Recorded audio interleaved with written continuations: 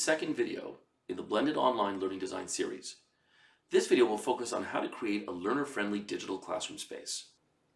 Now, just a quick reminder that as seen on screen, this is the second of 10 videos in this series.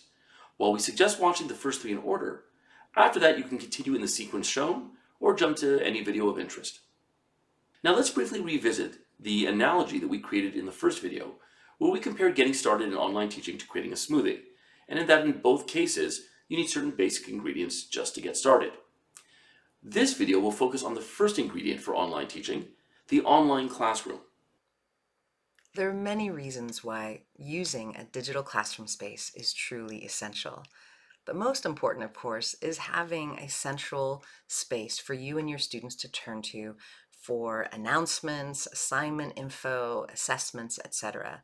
This will support you and your students with the blended learning flow. So whether you're learning full-time in the classroom, full-time at home, or some blended mix in between, students will come to your digital classroom space and get a sense of what's happening day to day, week to week in your classes.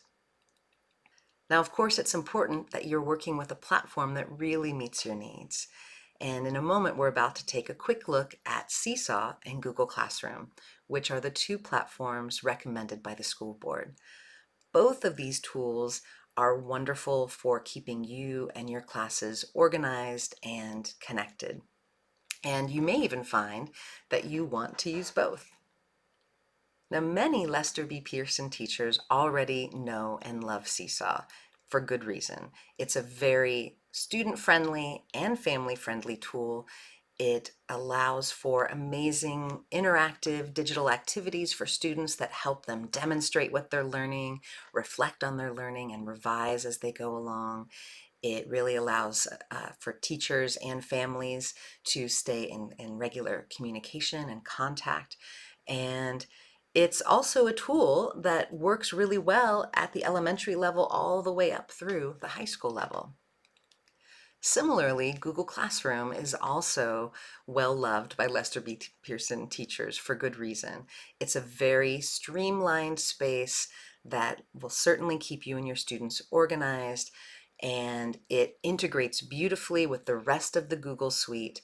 So that's an incredible bonus to working with Google Classroom.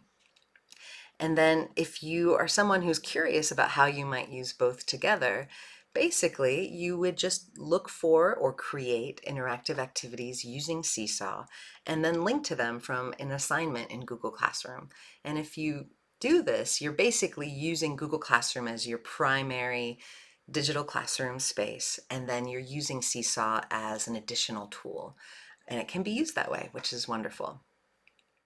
Once you've chosen your online classroom, the next step is to ensure that the information you post there is as easily navigated by your students as possible. For many of them, online learning is a new experience, and one that they haven't done for any meaningful amount of time, so it's in everyone's best interest to ensure that the journey is as organized as possible for them. To that end, we recommend using a set of reusable schedule templates that you post on a regular basis to your online classroom feed or wall or whatever it's called. These templates will contain important information about the week, the month, the module to come. Things like time and dates of meetings, the associated links, content to learn, deliverables to hand in, and the due dates. But providing this on a regular basis for your students allows them to be aware of and on top of course expectations. Let's briefly look at a few examples of these at both the elementary and high school level. Our first example comes courtesy of an elementary school teacher, and it's a fairly simple template that covers a week. It's colorful, it's easy for elementary students to digest, it contains the times for the daily Zoom meeting, along with the subject that's going to be covered, and a few other pieces of information pertaining to some remedial time and open class time. The next one, also from an elementary school teacher, is a little bit more sophisticated, containing links to a morning and afternoon meeting session, the morning being a check-in and the afternoon being a review of the day's work.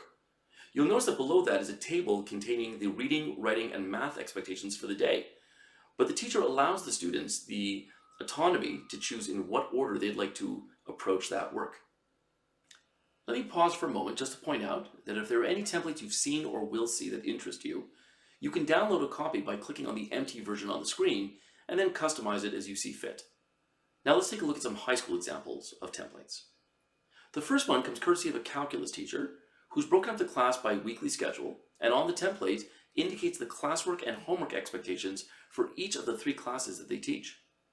Let's compare that with our next example from a public health teacher, where the focus is obviously not on the dates, even though due dates are provided.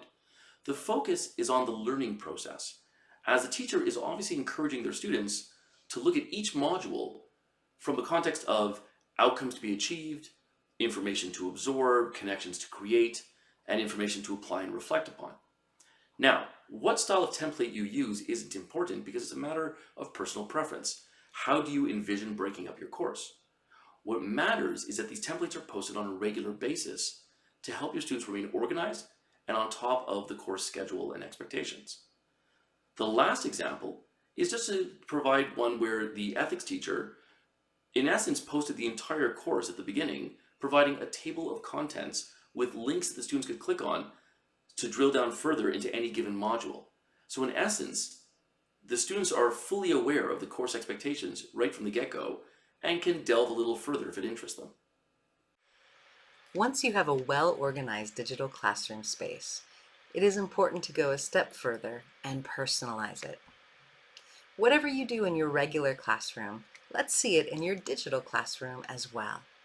Are you someone who hangs up a lot of posters or writes quotes up on the board? Well, you can do that in Seesaw and Google Classroom as well. Whatever personal touches you bring will only help your students stay connected with you and engaged with your class. This is especially important during periods of blended learning. Let's take a look together at a few examples. Bitmoji classrooms can be used for elementary and high school classes. Here's an example from a Lester B. Pearson colleague who has recreated her classroom as a digital learning environment. It's engaging, full of links and resources that students can click on and explore. Here's another example. As you can see here, it is possible to have a digital classroom space shared amongst colleagues. So if you work closely with other teachers, why not create your digital classroom together?